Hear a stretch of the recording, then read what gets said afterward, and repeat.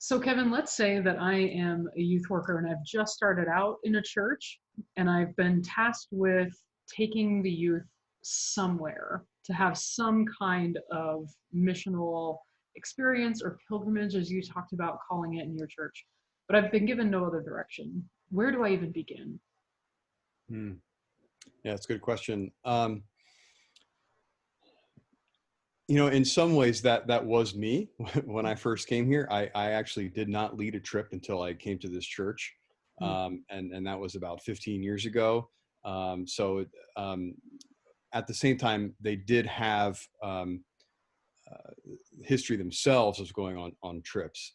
Um, what I would do is to reach out to colleagues that have been on trips before, and I would also reach out to your denomination. Our denomination, the United Church of Christ, has a wonderful resource on mission trips, short-term mission trips.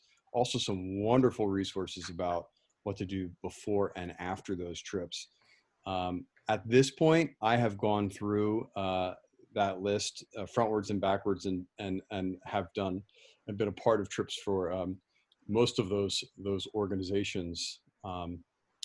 Personally, what matters most uh, is theology and making sure that that is a fit, because that has to do with the purpose of the mission. Are we going to kind of proselytize? Are we going to kind of do work and do a deeper understanding of our place in the world?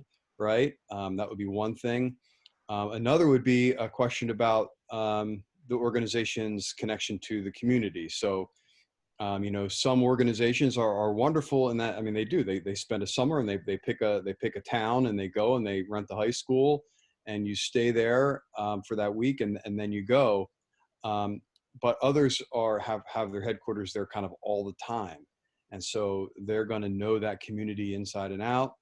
They're going to be able to put you in touch with people that can tell your students stories about that community, stories about generations back with their families.